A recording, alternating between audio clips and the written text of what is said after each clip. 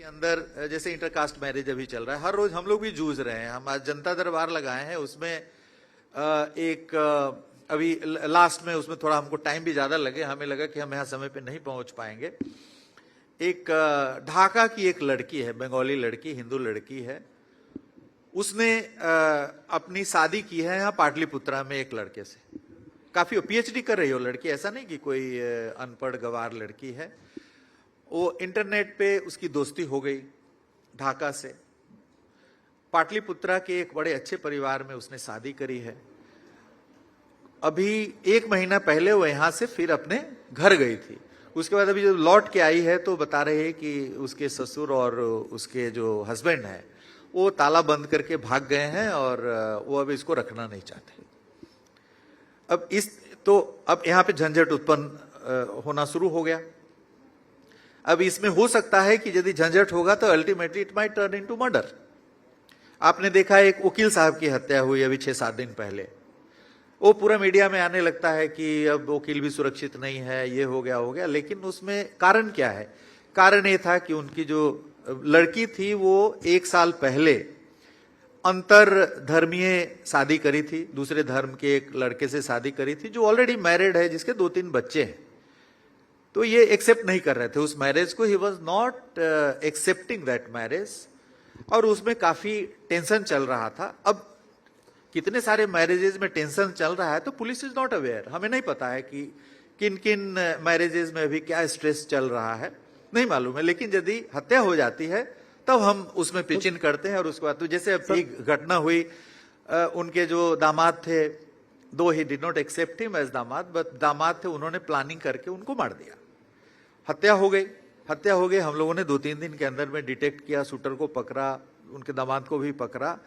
But अब इस तरह की हत्याएं, जब समाज के अंदर इंटॉलरेंस है कि भाई हम इस तरह के मैरिज को नहीं एक्सेप्ट करेंगे, लेकिन समाज में इस तरह के मैरिजेस हो रहे हैं, तो इन कारणों से यदि हत्याएं होंगी। अब जैसे एक मुजफ्फरपुर में 6-7 दिन पहले एक हत्या हुई। गोरौल एक ब्लॉक है वैशाली जिले में, वहां एक रोजगार सेवक थे, सरकारी कर्मी थे। उनकी वाइफ मुजफ्फरपुर में रहती थी। दोनों एक दूसरे को विश्वास नहीं करते थे। दोनों को ऐसा लग रहा था कि he is having some affair. फिर वाइफ को लग रहा था कि हमारे पुरुष का अफेयर है, पुरुष को लग रहा है वाइफ का कुछ अफेयर है। दोनों एक दूसरे पे टैब रखते थे, लोकेशन लेते थे। उसके बाद एक दिन रात में 12 बजे दोनों अगल बगल के कमरे में सोए हुए थे। पत्नी ने चाकू से पति की हत्या कर दी। अगले दिन सुबह उसने पुलिस को खबर की कि डकैत आए और हमारे पति को मार दिया। तो इनसे पूछा कि आप कहाँ थे? तो हम बगल के कमरे में सोए रह गए। सुबह उठे तो पता चला भाई डकैत आपके कमरे में क्यों नहीं जाएगा? आपके कमरे में ऑर्नामेंट्स होंगे और भी बहुत सारे, पुरुष के कमरे में तो कोई खास मिलेगा नहीं। तो शक के आधार पे हम लोगों ने किया। Ultimately wife turned out to be the murderer. अब यदि हस्बैंड और वाइफ अगल बगल में सोया हुआ है और वाइफ मर्डर कर दिया, उसमें व्हाट कैन पुलिस डू? तो ये जो हत्याएं हो रही है, जो सबको यदि आप विश्लेषण करेंगे तो उसमें पता चलेगा कि कारण सोसाइटी के अंदर है।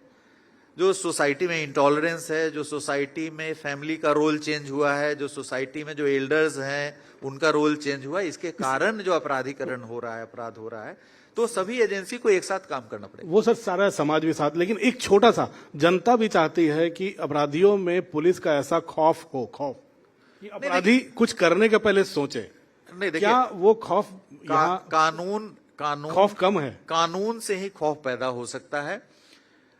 एक हम लोगों ने 2005-6 में स्पीडी ट्रायल चलवाया था और काफी तेजी से हम लोगों ने कराया था। हाल के दिनों में थोड़ा स्पीडी ट्रायल, जिसको मैं अब स्टार्ट कर दिया हूं और काफी तेजी से चलेगा। अपराध नियंत्रण के लिए एक बना हुआ है आपराधिक न्याय व्यवस्था, क्रिमिनल जस्टिस सिस्टम है एक। ऐसा नहीं कि पुलिस अकेले अपराध नियंत्रण कर सकता है। क्रिमिनल जस्टिस सिस्टम में पुलिस आती है, पुलिस इनिशिएट करती है क्रिमिनल जस्टिस सिस्टम को, एफआईआर दर्ज करके।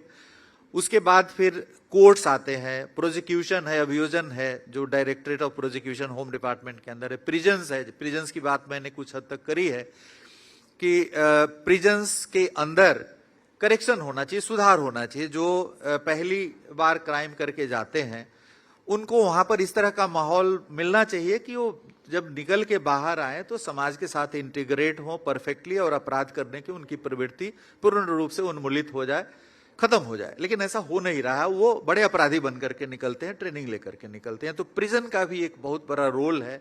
Prison should act as a correctional institution. फिर कोर्ट का रोल आता है, न्यायालय। न्यायालय में जो बोझ है केसेस का वो काफी अधिक है। आप जानते हैं न्यायालय खुद कई बार ये आया है, मीडिया में भी आया है कि एक एक न्यायालय के अंदर हजारों हजार केस हैं।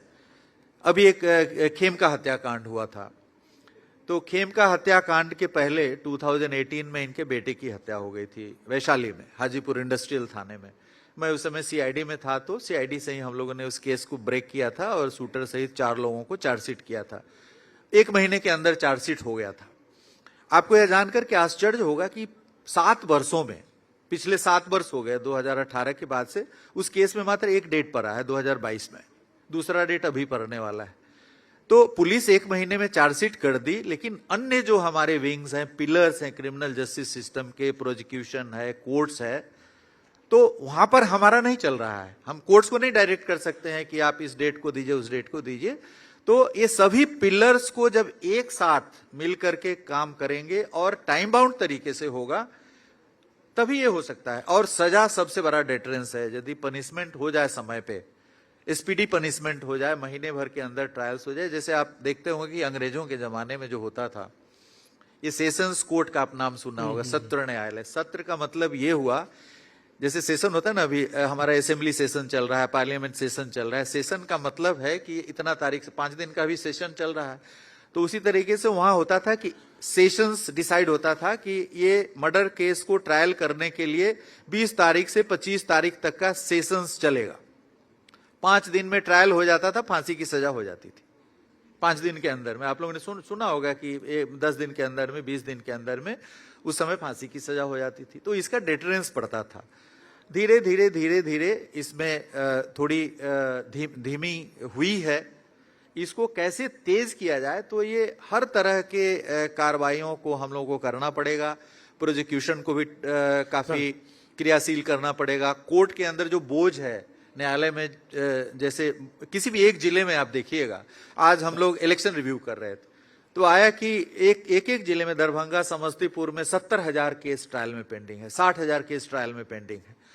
तो केस की जो पेंडेंसी है ट्रायल में, और लंबा समय लगता है, 15 साल 20 साल लगता है ट्रायल में, तो उसको हम लोगों को करना पड़ेगा। सर समय कम है, जाते जाते एक आखिरी सवाल और छोटा जवाब। बहुत सारे युवा बैठे हैं। एक वैशाली के छोटे से गांव से निकलकर पटना से पढ़ाई करके आईआईटी खड़गपुर जाकर आईपीएस बनना, बिहार का डर लेना, डीजीपी बनना, सफलता का मूल मंत्र क्या है? बहुत सारे युवा बैठे हैं सर, आगे देख रहे हैं।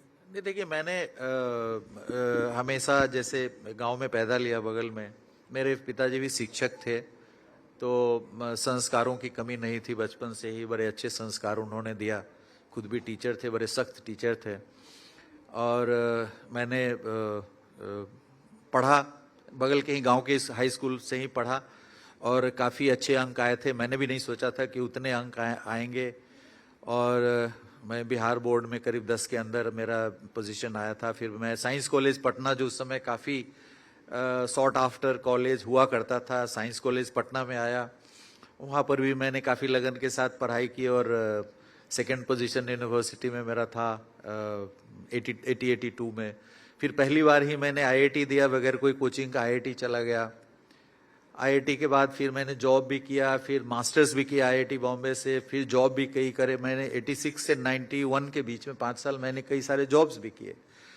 और जॉब करते करते मैंने एक बार ऐसे ही ट्राई किया और बगैर कोई तैयारी का ही मेरा आईपीएस में भी हो गया था। मैं 90 में दिल्ली आया था बॉम्बे से, न्यूक्लियर पावर कॉरपोरेशन में मैं जॉब कर रहा था, एमटेक करने के बाद आईआईटी बॉम्बे से। उसके बाद मैं दिल्ली आया कि यूपीएससी दूंगा 90 मई में, और मैं सोचा था अगली साल मैं दूंगा, 91 में मैं दूंगा, 90 में कुछ सब्जेक्ट्स वगैरह देख लेते हैं। लेकिन मैं 90 में ही हुआ कि एक बार देखते हैं कि कैसा है। लेकिन उसी में मेरा हो गया, पहली बार में ही मेरा हो गया, मैंने बगैर तैयारी का ही मैंने यूपीएससी कर गया। तो मैं युवाओं को यही कहूंगा कि आप यदि निरंतर रूप से, लगातार रूप से यदि आप अध्ययनरत रहेंगे, आप में यदि जिज्ञासा रहेगी, यदि आप इंक्विजिटिव रहेंगे ज्ञानार्जन के प्रति कि हमेशा प्रतिदिन, प्रति क्षण, प्रति पल हम ज्ञान अर्जित करते रहें, तो आपको किसी चीज की तैयारी नहीं करनी पड़ेगी, बल्कि अनायास आप मैंने जो भी कंपटीशन दिया, इंजीनियरिंग सर्विस भी मैंने दिया था 88 में, मैं एमटेक कर रहा था उस समय, तो इंजीनियरिंग सर्विस में भी हो गई। मैं दिल्ली में इंजीनियरिंग सर्विस ज्वाइन किया और मैंने एक दिन भी छुट्टी भी नहीं ली अपने जॉब से। जिस दिन एग्जाम था उसी दिन छुट्टी ली थी और ईश्वर की कृपा है कि यूपीएससी भी निकल गया। तो यदि आप लगन के साथ लगातार काम करेंगे तो I don't think there is any reason कि आप सक्सेस नहीं पाएंगे। युवाओं के लिए मेरा यही संदेश है। धन्यवाद विनय सर आने के लिए न्यूज 18 इंडिया संवाद Thank you so पर much. बिहार के बारे में। हम बुलाना चाहेंगे अपने मैनेजिंग एडिटर ज्योति कमल जी को आपको सम्मानित करने के लिए।